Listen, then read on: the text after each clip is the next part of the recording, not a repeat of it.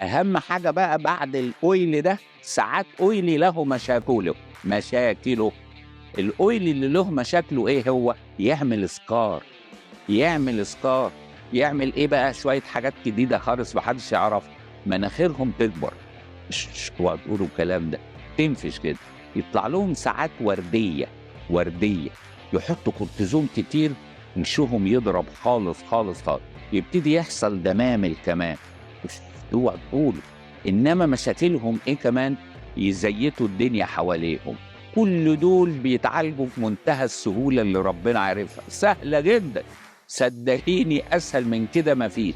بس ما تروحيش للصيدلي وتقولي له اصل انا دراي ايه، بس انت هتلاقيكي عماله تزيتي قدام الصيدلي. لا، مش عيب ده، بس you have to know your code، علشان لما نمشي بعد كده.